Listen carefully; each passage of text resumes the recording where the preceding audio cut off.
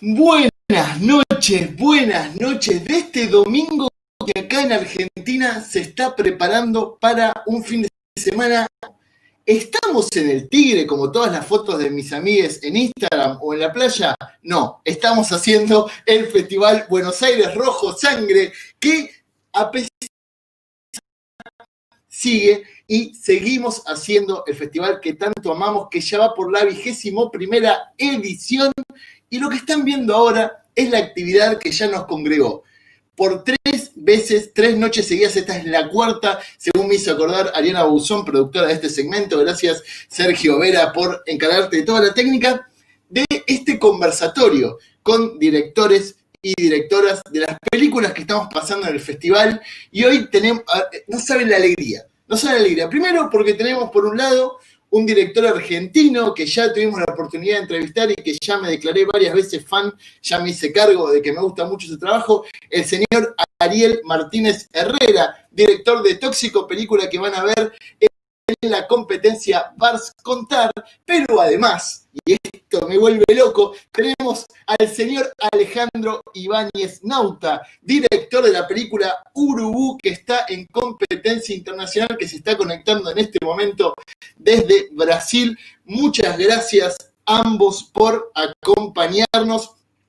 Vamos a contar muy poquito de qué van las películas. Por un lado, Tóxico es la película de, a ver, si esto fuera Delfos y hubiese un personaje tomar una parte del emblema, porque es la película que predijo la pandemia, un título que lleva consigo y va a llevar consigo por toda la vida, porque fue una película que habló de la pandemia. Cuando empezó la pandemia, a pesar de haber sido grabado mucho antes de la pandemia, una pareja que decide escaparse en una van en busca de un mejor mundo, porque el mundo que dejan atrás está lleno de barbijos y alcohol en gel, y todos sabemos cómo sufrimos eso.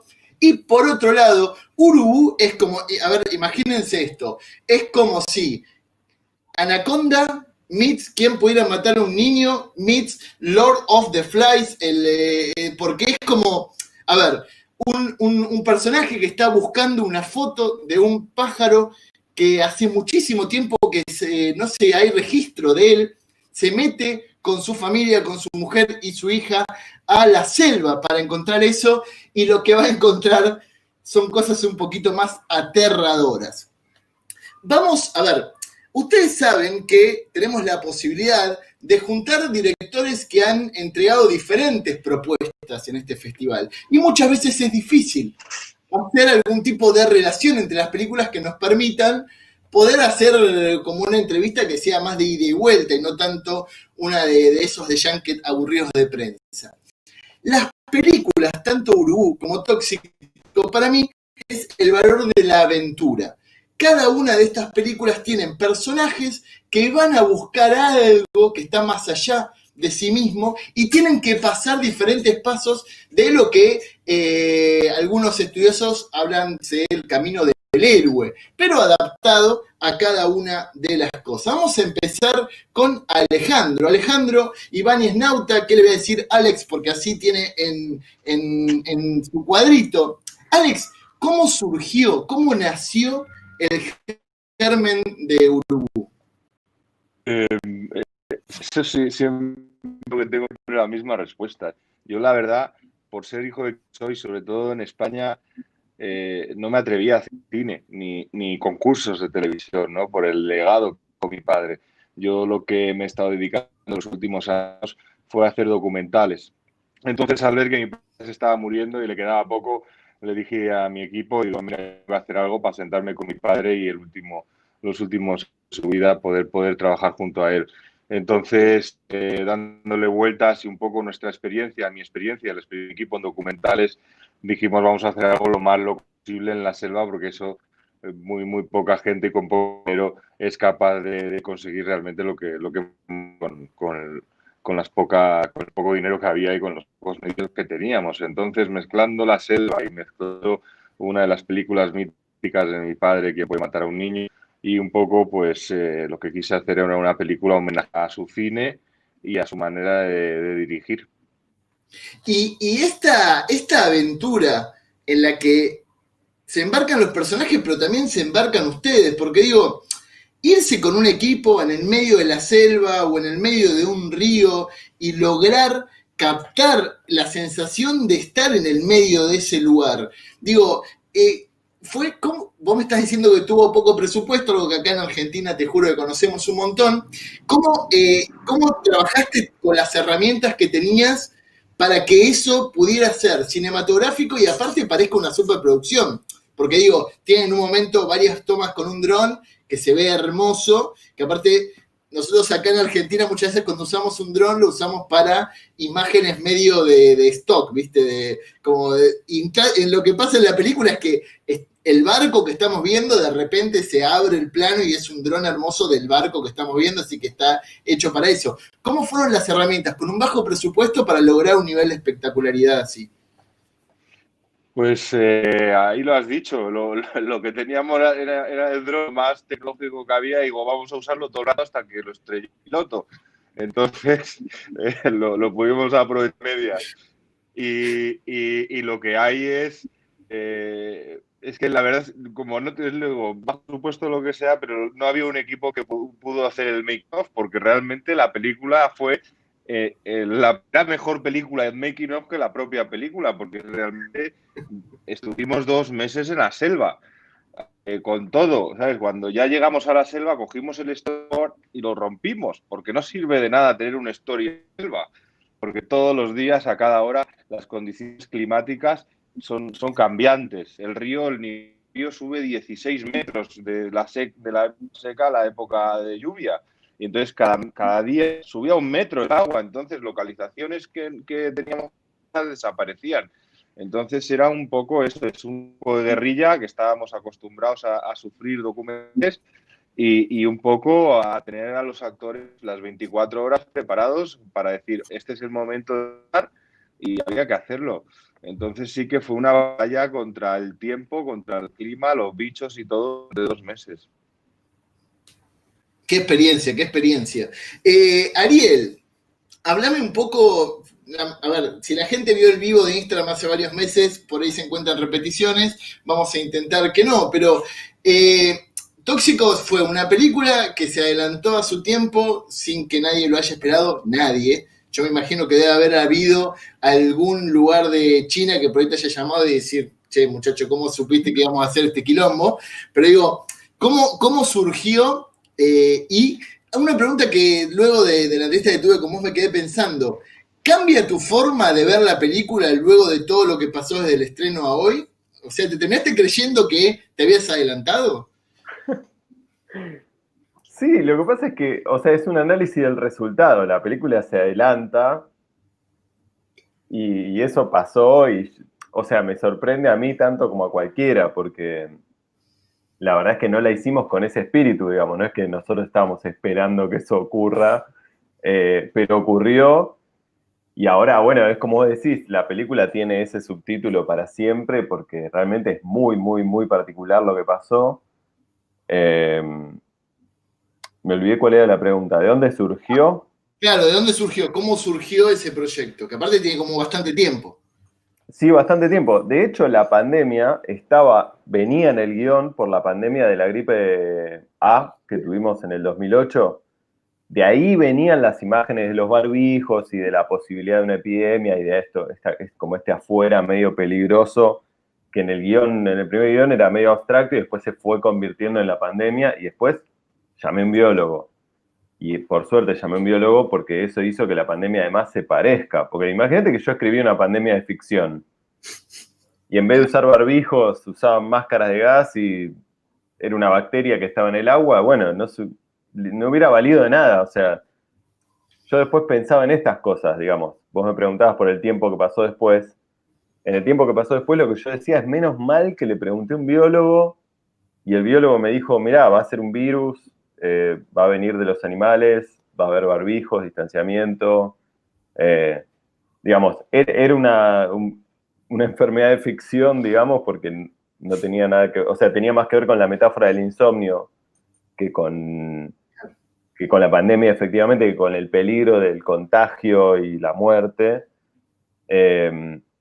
Pero sí modelizamos una enfermedad más o menos, digamos. Yo le pregunté y el chabón me dijo, bueno, esta es la curva de contagio. La curva de contagio, cosas como las curvas de contagio, que ahora somos todos expertos en curva de contagio. Bueno, Emiliano, el biólogo, lo que hizo fue mostrarme curva de contagio y decirme, bueno, mira, esta es la peste negra, este no sé qué, este es mapas, ¿viste? Tipo, bueno, se contagia así, se contagia así.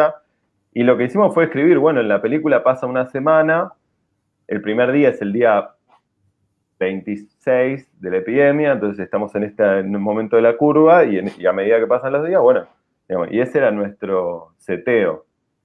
Esas cosas sí me llaman mucho la atención, que cosas que nosotros investigamos, o sea, literalmente una investigación para una película de ficción, ahora son cosas que todos charlamos en la vida cotidiana.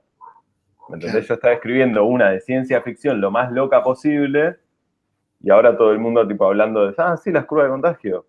Eso para mí es muy raro, muy, muy raro.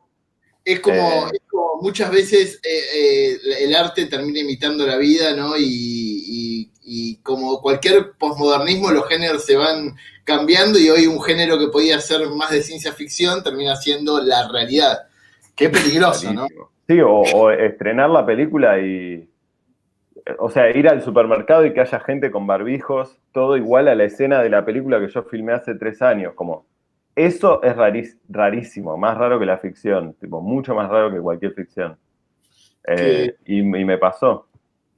Mira, es impresionante porque es un dato que a mí me interesa mucho, la posibilidad de que contar historias tenga un acervo con el inverosímil, ¿no? En este caso, de consumir un biólogo. Pero Alex, vos que ya me contaste que tenías experiencia en documentales, meterte con una película que se va a hacer en el medio de la selva, con animales que no podés controlar, y además nenes, vos, o sea, ¿te dabas cuenta de los peligros con los que te ibas a encontrar a la hora de hacer una película de esas características?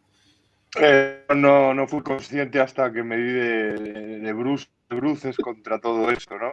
De niños, animales, selva, 99% exteriores. Digo, esto es recomendable para la primera película de persona y decir nunca más vuelvo a hacer cine.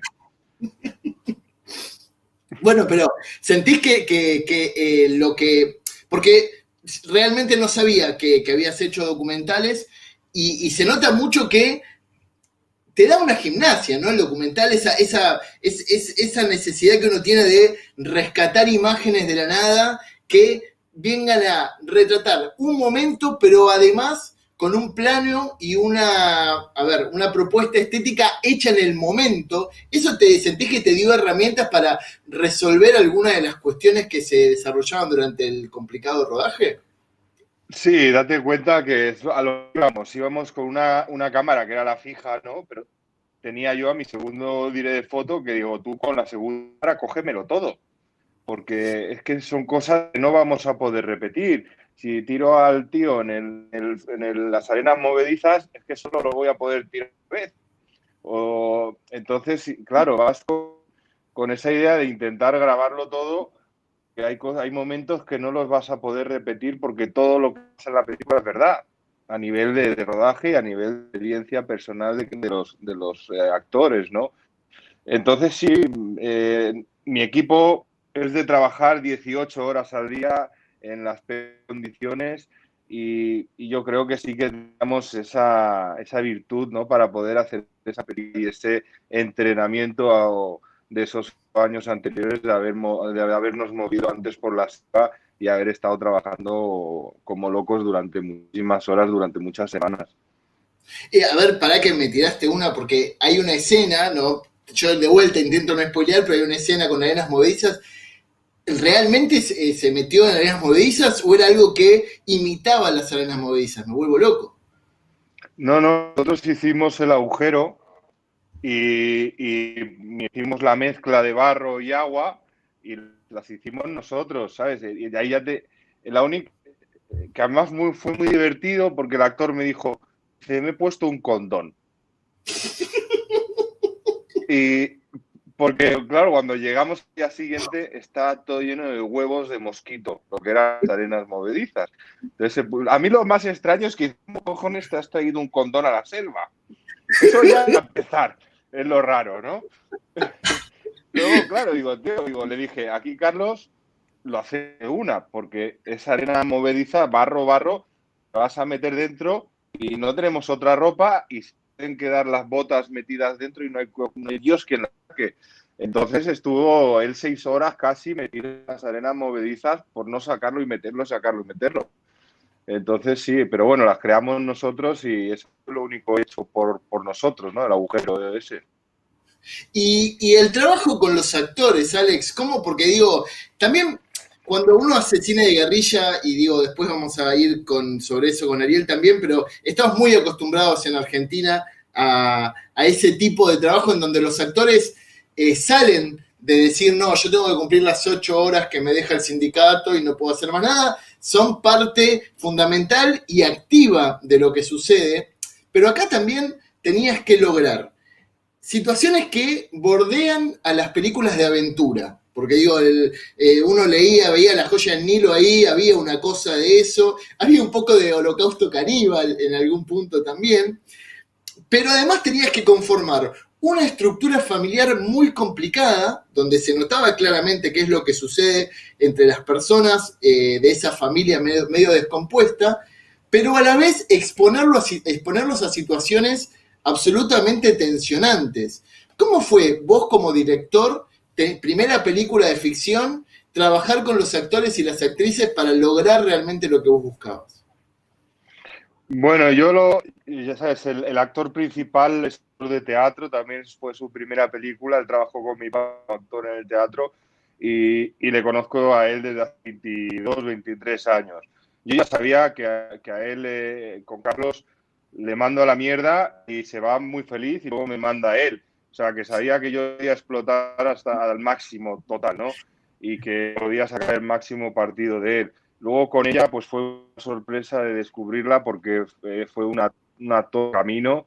Y yo creo lo que pasa en esta película, que la experiencia que tuvieron los actores además se nota mucho en el trabajo de ellos, porque van mejorando muchísimo de lo que es el principio hasta el final, porque además rodamos cronológicamente por el tema de heridas, por el tema de quemaduras, por el tema de todo, fue todo cronológico. Entonces, cuando llegan a la ciudad, los primeros minutos de la película, ellos van creciendo, y van creciendo yo no por el personaje, van creciendo, también ellos están viviendo esa aventura fuera del trabajo. Se meten en el barco, nos metemos a dormir en el barco, que tuvimos que tardar 48 horas en barco hasta llegar al sitio donde vamos a rodar. Llegar el primer día y caernos una lluvia exagerada donde no había sitio donde escondernos porque donde dormíamos no había paredes. Entonces, eso lo estaban viviendo ya.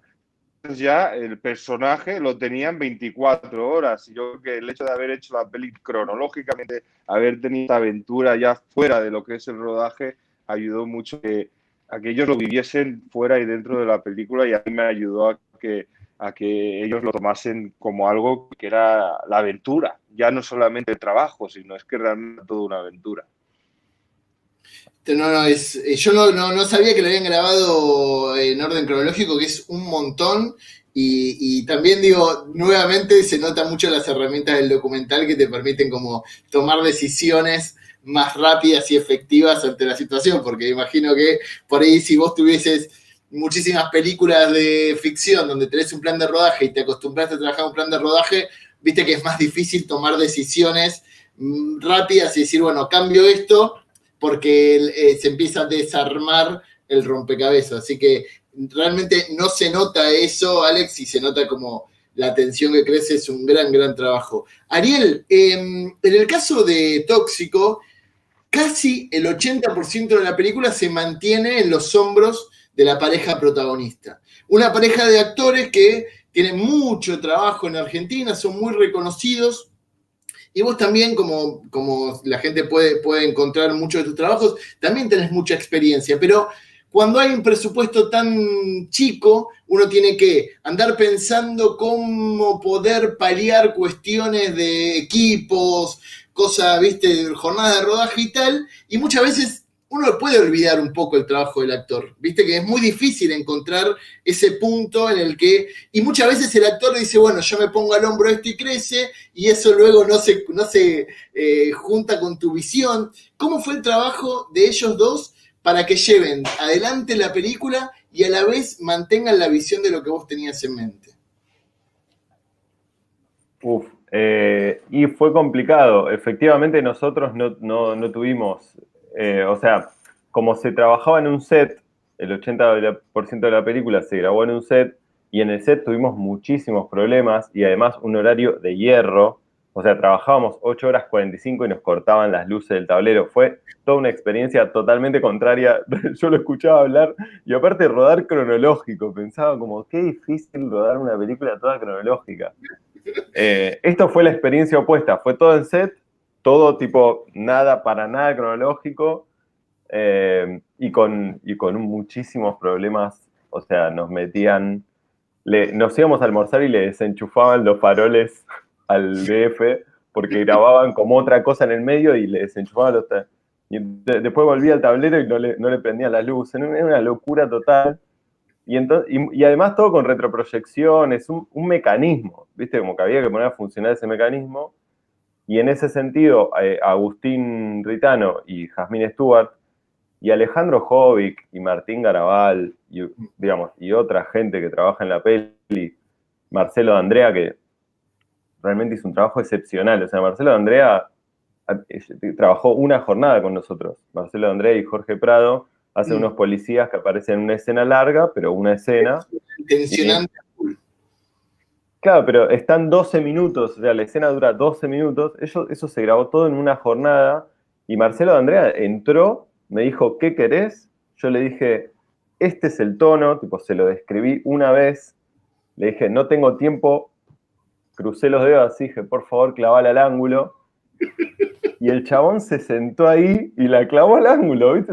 Que también son esas cosas que decís, cuando alguien hace bien su trabajo también hay que decir, tipo, Jazmín Stewart y Agustín Ritano, esto iba a decir, y Alejandro Jovic y Martín Garabal, por ejemplo, son directores y productores además. Entonces tenían una visión que les permitía ayudarme a filmar la película, mucho más allá de los personajes, digamos. Venían y me sugerían cosas de puesta, cosas de guión, ¿viste? Soluciones, me traían soluciones. Y además ellos dos en particular trabajaban en la pareja mientras en su, digamos, camarín, mientras nosotros estábamos en el set a veces desarrollando cómo grabar la escena. Entonces venían directamente con parte del backstory laburado, por ejemplo. Me decían, che, pensamos que la pareja podría ser de estas parejas que siempre veranearon en tal lado, entonces tienen este hábito de hacer no sé qué cosa de esta manera. Nada, la verdad es que lo agradecí un montón, el tono lo fuimos encontrando, como era, el interior es una especie de mezcla de thriller psicológico con sitcom, viste que tiene esa apuesta como...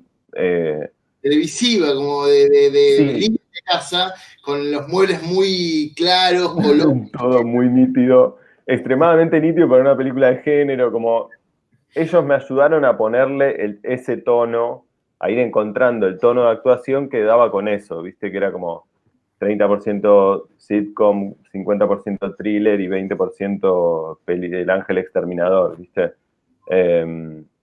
O sea, y fueron encontrando esa alquimia y el resto, el casting lo armó Martín, esa es la aposta, el chabón tiene un ojo clínico, hace mucho que hacemos esto juntos también, este ejercicio, entonces, viste, me decía como, mira, esto funciona con este actor tiene que funcionar con este, y si es Jazmín, entonces mejor Agustín, porque, viste, esa cosa de que juntos dan como una cosa medio alien. Nada, lo fuimos encontrando y ellos muy generosos, la verdad que es un casting súper generoso. Jazmín es una genia también. Yo me acuerdo, tengo eso, el recuerdo de decirle como, mira, hace todo lo mismo, pero apoyá el vaso medio 20 centímetros para acá y levantá la ceja un toque más y esto, no sé qué, última toma, no tenemos tiempo para más. no fallar, ¿viste? Cuando decís gracias por hacer tan bien tu trabajo. Eso me pasó un montón de veces, por suerte. O sea, es eso, tipo, gente que hizo muy bien su trabajo también, porque tiempo no teníamos.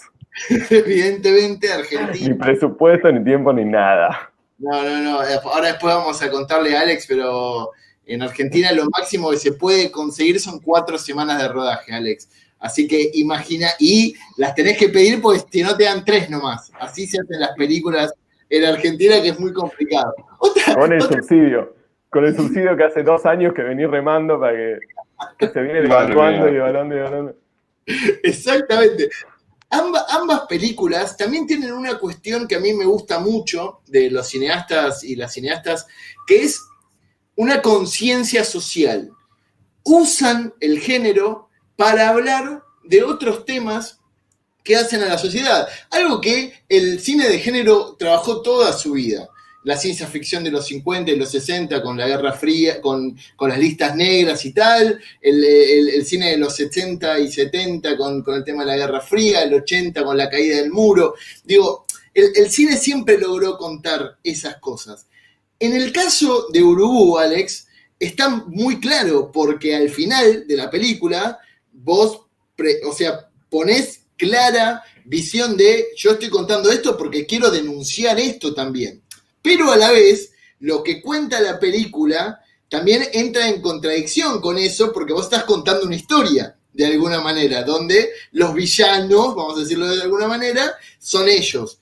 ¿Cómo jugaste ese juego a la hora de crearlo y cómo vos te predispusiste a contar la historia sin olvidar esa denuncia, pero que no le golpee negativamente a la historia? Bueno, eso era algo complicado, ¿no? De cómo contamos esto sabiendo los villanos que tenemos, ¿no? Aquí era complicado que decías, ¿en qué situación pongo a los villanos? Si tienen razón o no tienen razón. Entonces era un poco bailar eso, ¿no? Que el público vea, ¿están justificados o no están justificados? Para luego al final, con los datos que damos, pues dar un gol a la mesa y nosotros, con la realidad, justifica la ficción. Entonces era un poco ese juego, ¿no? Que la realidad justificase la ficción. No para perdonar a esos villanos, sino para que seamos conscientes de lo que yo estoy contando. No es que vaya a pasar, es que está pasando.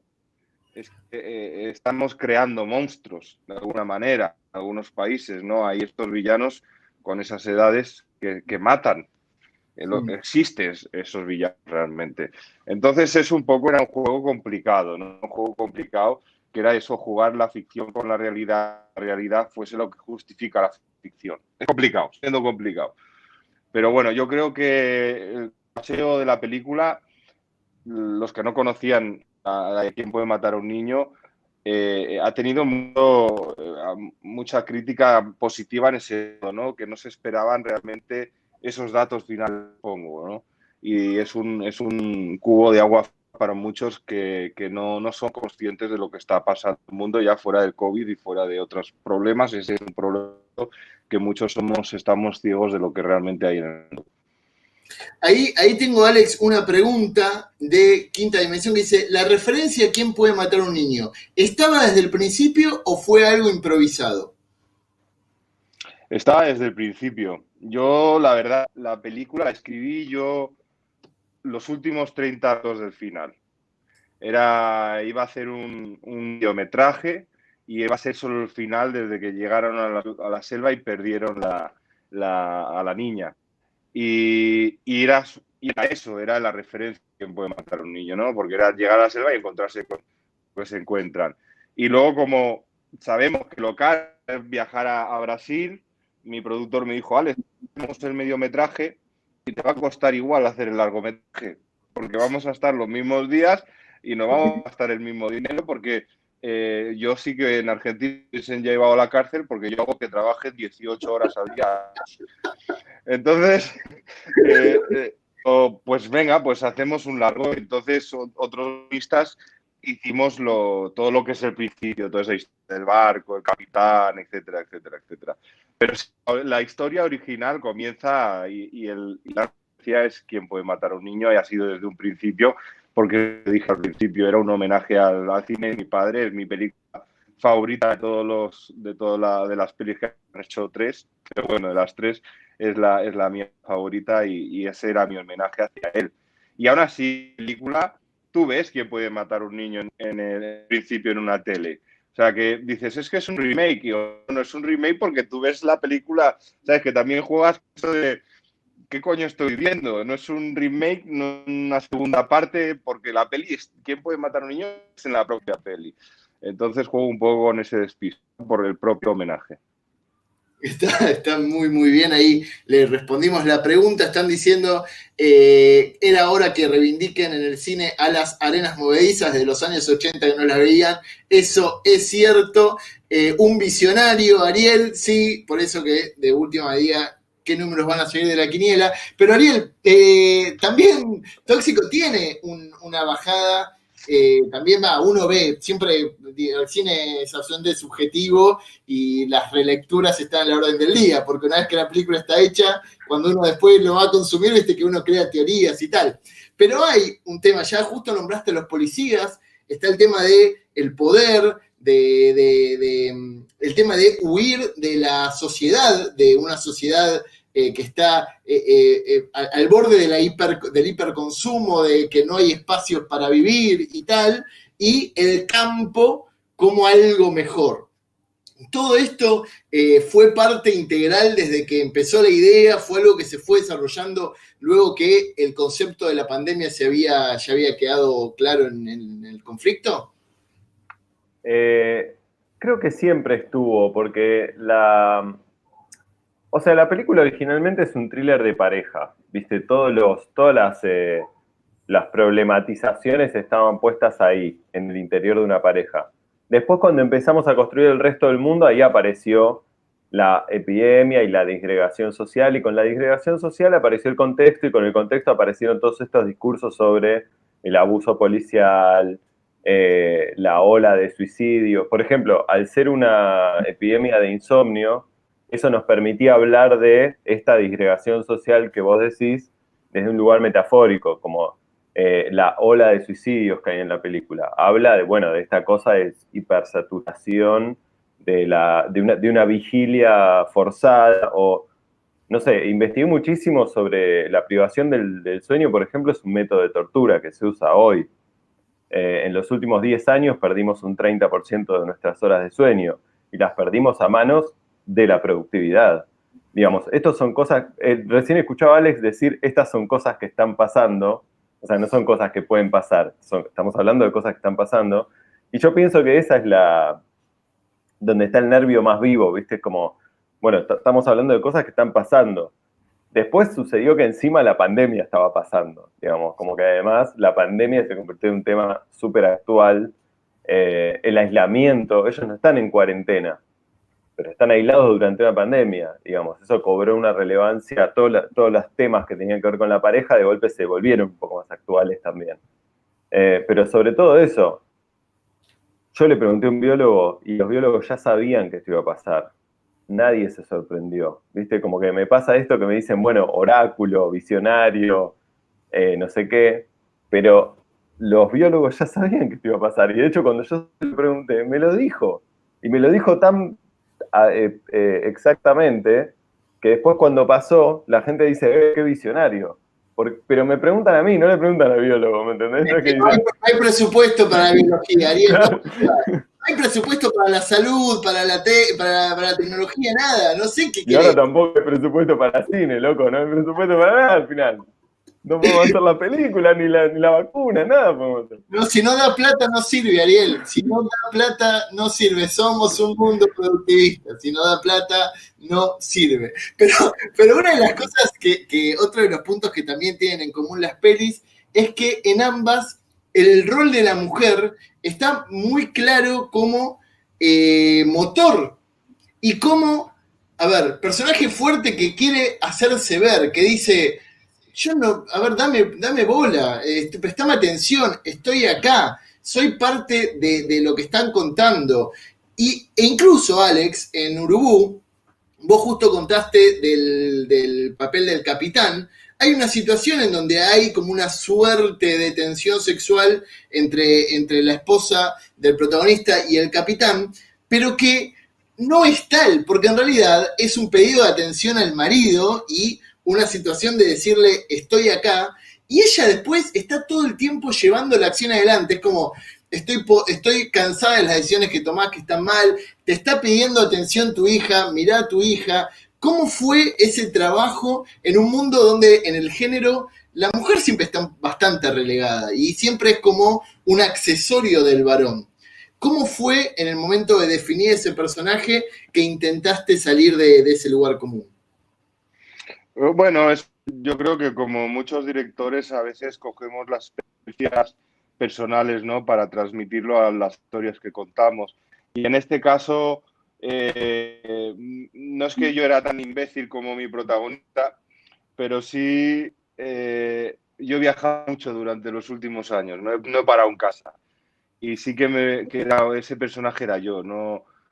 Y llega un momento en la vida que dice, yo trabajo mucho para dar a mi familia la felicidad, pero ellas ven que la felicidad es el que trabajes mucho y el que tengas dinero, si la felicidad es estar juntos y hacer las cosas juntos, pero la cabeza a veces no lo sabemos poner en la balanza. Trabajas mucho porque te gusta trabajar, pero sabes que hay que trabajar para dar de comer. Y ellas dicen, prefiero comer menos a estar contigo que comer mucho y no. Entonces es el problema que tiene este matrimonio. La necesidad de él de hacer la foto se ha metido tanto en su trabajo que ha dejado a la mujer de lado. Y a lo que quiere es atención. Ella quiere que le dé atención a su hija. Hay un problema con los aparatos, con el tablet, con el iPhone, como tienen todos los hijos ahora.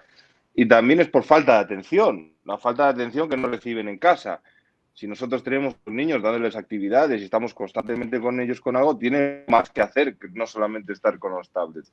Entonces, claro, esta mujer de alguna manera dices, oye, esta es nuestra última oportunidad, este viaje supuestamente nos va a juntar, ¿no? A reflotar ese amor que teníamos hace tantos años y parece que no, que el hombre pues sí, en lo suyo, con los ojos mirando a la dirección, y ella es la que tiene que coger la sartén por el mango y tirar hacia adelante. Sí, sí, está muy bien y ella también está muy bien en la película, tiene grandes momentos y tenía muchas ganas de que en algún momento se pueda vengar cómo termina, pero bueno, eso ya es la película que uno se hace en la cabeza. Pero en el caso tuyo, Ariel, digo, es un personaje muy fuerte. A mí me gusta porque también tiene como una suerte de madurez sexual. También hay una situación de una conversación que tienen en la cama y que, digo, también habla un poco de cómo ha cambiado el rol de la mujer en estos años, que ya es medio un lugar común. Digo, lo traigo a la conversación porque me parece que hace un poco, pero es un lugar común. Cuando estuviste escribiendo la historia, ya siempre fue así el personaje. ¿Vos te diste cuenta que habías cambiado la forma en que veías ese rol? Sí, fue cambiando mucho. Después incluso creo que Jazmín le puso como su, viste, como le encontró una vuelta personal también. Y me parece que en un punto también tiene esa impronta personal de ella, digamos. De que ella es así, digamos. Ella tenía ideas muy claras sobre la maternidad, por ejemplo. Tiene muy procesada su maternidad. Entonces, ahí fue como, dibuje, maestro, ¿viste? Le dije, como me dijo, bueno, mirá, para mí es así, asá, pum, pum, pim, me lo explicó. Yo dije, dale. Y por otro lado, sí, yo tenía un montón de... Yo hace unos años me salí de la monogamia, lo voy a decir así. Así que ya venía como con esos cuestionamientos sobre la pareja, sobre todo, ¿viste? Esto de la madurez sexual y qué sé yo, por ahí venía más por ese lado, como que yo tenía un montón de cuestionamientos sobre el parejocentrismo de la sociedad, ¿viste? Como que la pareja es el núcleo relacional sobre el que se organiza.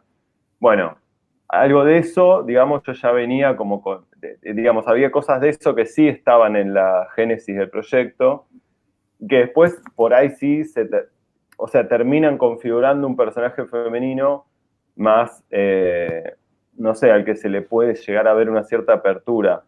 pero no, o sea, esencialmente en el guión la idea era que ambos dos tuvieran distintas perspectivas sobre lo que estaba pasando. Era como una pareja donde ambos tienen razón o ninguno tiene razón, o ambos tienen razón en algunas cosas pero están equivocados en otras, piensan distinto pero se quieren igual, no están de acuerdo pero actúan en conjunto de todas maneras, o tienen problemas que no esperaban tener, pero se disponen a trabajar con lo que hay. ¿Me entendés? Como una pareja un poco más real, un poco menos... También estaba esta cuestión de los héroes del fin del mundo, ¿viste? Como un fin del mundo sin héroes, un fin del mundo con gente común, que no sabe lo que hay que hacer, que no tiene un plan, que no encuentra una solución, que no sabe cómo desactivar lo que está pasando, que sencillamente hace lo que puede, digamos. Como que eso también, digamos, agarrar una pareja ordinaria en una situación tan extraordinaria que la sociedad entera se disuelve y sus propios conflictos pasan a ser el universo entero, digamos. Claro. Ese era como el concepto original. Claro, se fue como modificando, no solo por la historia misma que forzaba de alguna manera a los personajes y a ellos a cambiar, sino también tu visión del mundo, que como siempre, uno cuando tiene una visión, sí, también es como el que le va agregando. Cambió muchísimo el rol de ella, el rol de él y toda la película, porque originalmente era un drama de pareja, o sea que ahí fue donde la película más cambió. Total.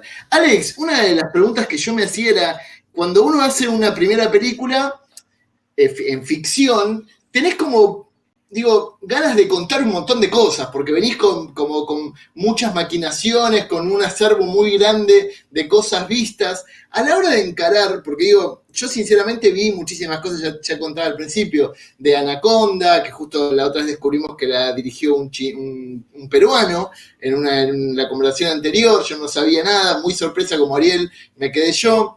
Vi, obviamente, cosas de quién puede matar a un niño. ¿Vos viste muchas películas de aventura, de selva, o directamente fuiste a tu yo documentalista y dijiste, voy a ver con qué me encuentro? Sí que vimos referencias de pelis de selva con los fotos, sobre todo para ver luego el tratamiento de color que quería llevar de una selva muy brillante y verdes a luego unos tonos más al final, y queríamos ver un poco más sobre el tratamiento de color. Y claro, es que de medio apocalipsis, y ellos tenían helicópteros, tenían grúas, pues yo no tenía nada de eso. Pero, ¿sabes? Todo pasó tan rápido, la verdad, porque es que hicimos la película desde que empecé a escribir hasta que la terminamos en 6 meses. Todo era muy rápido. Mi papá estaba muriendo. Durante el rodaje, en medio de la selva sin cobertura, me llamaron, me cogieron, y mi padre estaba en el hospital y casi me tengo que ir. Mejoró y luego 2 meses después falleció. Pero todo fue tan rápido, eran todas decisiones tan rápidas, preproducción, rodaje, escribir el guión. Yo lo quería hacer porque ya sabes que cuando se te va un padre lo notas. Y yo sabía que se nos iba y no tenía tiempo. Y tenía toda la razón porque no llegué a tiempo. Entonces tampoco no estaba mentalizado de voy a coger aquí. Yo estaba mentalizado en lo que hizo mi padre, en su vida, en su carrera. Sabía yo algunos planos que están ahí pensados porque los hizo en Historias para no dormir o los hizo en sus películas. Entonces tampoco estaba centrado en lo que yo quería hacer, sacarlo adelante, sentarme con él, montarla con él y disfrutarla con él. Entonces realmente no es una película que pueda decir está en mi sello o está como yo quiero hacer el cine. Está una película en que realmente por y para él. Que no tenía ni pretensiones de ir al cine en festivales. Era una cosa hecha con el alma, hecha con el corazón, y ya veremos a dónde tiraría la película. Entonces, claro, cogí muchos riesgos de todos, ¿no? O sea que lo que me preguntabas es que si miras referencias, pero al final ya te digo, iba todo tan rápido y lo queríamos hacer bien que al final era todo el mundo tiró de propio corazón y hicimos el máximo posible. Y ahí Alex está hablando todo el tiempo de su padre, Chicho Ibáñez Serrador, gran director, uno que nos dejó una de las mejores películas del cine argentino, que hace poco la vi restaurada y es una hermosura total. A ver, de alguna manera vos sentiste que el legado de seguir haciendo cine fue porque lo viste haciendo cine y sentiste ese amor que tenía y te llevó? ¿Sentiste como un padre abogado, medio como de manera inconsciente, pero termina obligando a su hijo a que también sea abogado? ¿Tenían charlas sobre cine o era, viste, cuando uno tiene un amigo, muy amigo o amiga o pareja de muchos años, muchas veces simplemente sentarte al lado y no decir nada y estás compartiendo cosas en el éter sin la necesidad de estar hablando? Ese amor por el cine, él se sentaba y te explicaba cosas. ¿Cómo se daba esa relación? Pues, mi padre fue realista con todo realmente. Él me ha tenido encima de sus rodillas en todos los rodajes, tanto de ficción como de televisión, ¿no? Con el famoso 1, 2, 3, que duró muchísimos años y todos sus programas. Pero él siempre me dijo, no te dediques al cine, no te dediques a la televisión porque es una profesión muy puta y lo vas a pasar muy mal. Y de caso, y estudié publicidad y diseño gráfico. Entonces volví a España, extranjero, y mi afición por el cine creció sobre todo porque mi padre era un gran contador de historias. Y la sensación que la he tenido con esta película, por muy malo o bueno que sea el guión, ¿no? De que bueno o lo malo que haya podido ser el guión, pero tener tener una historia que luego puedes ver en una pantalla como un sueño, ¿no? Como esto es lo que yo quiero contar y esa historia la ves, esa sensación de satisfacción personal no te la dan muchos trabajos, ¿no? Y eso es lo que yo he amado con mi padre, ¿no? El contar historias, ¿no? Y cómo contarlas. Y él siempre decía, ¿no? Contar una historia, sea en cine, es volver a la infancia, porque todas las historias te generan que esas sensaciones, ¿no? El amor, el odio, el terror, las risas, es volver a ser niño cuando ves una película, ¿no? Entonces yo creo que eso es lo que yo heredé, ¿no? El amor por el contar historias. No, y qué hermoso que hayas tenido la posibilidad, aunque sea, de no solo terminar una película, con vos bien lo decís, lo mucho que cuesta, sino poder darla como regalo al legado de lo que tu padre hizo siempre.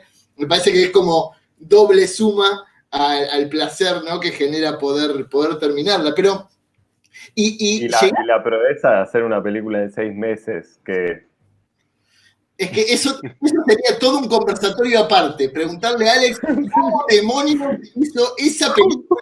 Aparte, Ariel, justo la película se estrenó hoy, o sea que imagino que no la habrás visto todavía, pero vi el tráiler recién, pero es tipo mega. es caro, es espectacular, parece una película de Hollywood hecha con un presupuesto gigantesco. Entonces, como no se puede creer. Pero El rodaje, no puedo, si me decís que la rodaste en 6 meses, no te lo creo. No, el rodaje fue 7 semanas. 6 meses fue 6 meses fue la preproducción, el rodaje y la postproducción. Entre 6 y 8 meses en total. No lo puedo Y creer. el guión, que a veces normalmente tardas 2 años en terminar un guión que te gusta. Pues Por eso, si me decís fue... tardé 6 meses en escribir el guión, me parece poco. Si me decís 6 meses para montarla, me parece poco. No puedo creer que le hiciste todo en 6 meses. No, que aparte realmente la película funciona, los personajes están buenos, los efectos son desesperantes. Pero Alex, ¿llegaste a conocer a tu abuelo? ¿Qué contaba tu padre sobre él? Porque digo, ya es pesado el linaje en el buen sentido de ser el hijo de Chicho Ibáñez Serrador, pero aparte el nieto de Narciso Ibáñez Menta. Es como, es mucho. Eso, vos llegaste a conocerlo y digo, ¿qué podés ver de eso en vos? No, los dos eran artistas, eran muy diferentes, ¿no? Porque mi abuelo era el actor y mi padre era el director, aunque mi padre también un magnífico actor. Yo conocí a mi abuelo murió creo que en el 2004, o sea, yo tenía 24 años, yo le conocí muchísimo a mi abuelo y fue un abuelo exquisito, pero tener a mi padre y a mi abuelo en la misma casa era para tirarse por la ventana, era insoportable los dos, porque los dos se querían dirigir, los dos se querían las navidades con la cámara chico, el cuadro, que eran terribles, eran unos que se les salían por las orejas, eran insoportables. Ay, qué hermoso. Digo, la envidia sana que tengo de que hayas tenido la posibilidad de estar en esas Navidades no se puede creer porque, digo, frente a las masterclass que puede haber de cine, no hay nada mejor que tener una familia que haya llevado tanto. Entonces, Ariel, ahí entendemos una persona que puede hacer una película como Uruguay en 6 meses. Es como absolutamente inconsciente, lo tiene el ADN. Es como... Claro. Son los VHS compactos de la cena de Navidad, ¿viste? Que ahí fue practicando. No, pero viste que en la evolución del hombre, uno, por ejemplo, nosotros, la mayoría de la gente le tiene más miedo a una serpiente que a un auto. ¿Por qué? Porque en el ADN tenemos escrito que en la antigüedad, como la serpiente era alguien que te podía matar, el ser humano fue como adquiriendo ese miedo y pasó de generación en generación. Aunque en este caso un auto tiene más posibilidad de matarte que una serpiente hoy.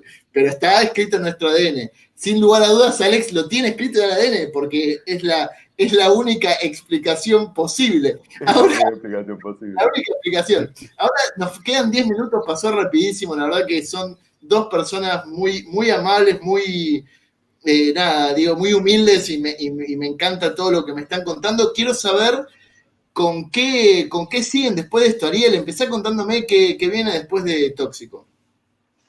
Bueno, nosotros acabamos de estrenar Famoso 3, que lo estábamos recién charlando, que se estrenó hace muy poquito. Hace 2 semanas estrené un documental que hice con una organización que se llama No me dejaron llorar, que está en YouTube. Es un documental sobre un encuentro de varones antipatriarcales. Un documental que hicimos para YouTube. ¿Cómo se llama? No me dejaron llorar. Ok, para que lo busquen. También. Hace 2 semanas lo subimos a YouTube. Y ahora estoy terminando un documental con apoyo del Inca también y del Fondo Nacional de las Artes que se llama Reconquista, que espero tenerlo listo en, no sé, enero, febrero del año que viene.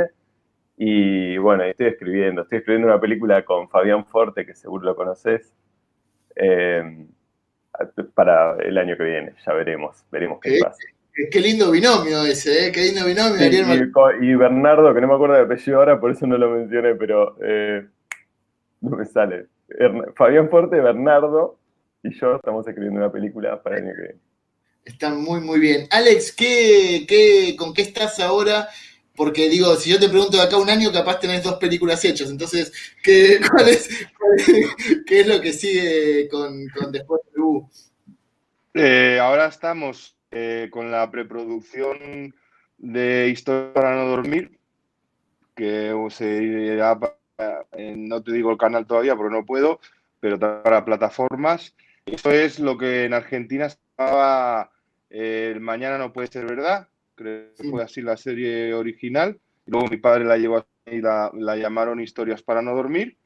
Entonces, con los mejores directores, va a haber un director diferente en cada capítulo. Estamos con los mejores que tenemos en España, que son la hostia, y empezamos con 4 episodios para empezar a rodar ahora en febrero. Y yo, claro, en la pandemia y con todo, pues otro guión.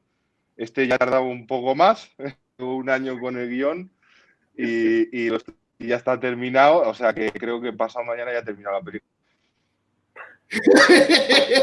No, es que le preguntás la semana que viene y ya hizo la pre.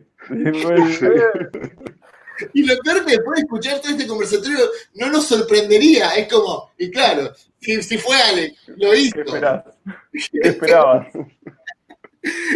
Así que bueno, como les decía, Urubu ya estrenó en flixoplay.flixo.com dentro de la competencia internacional.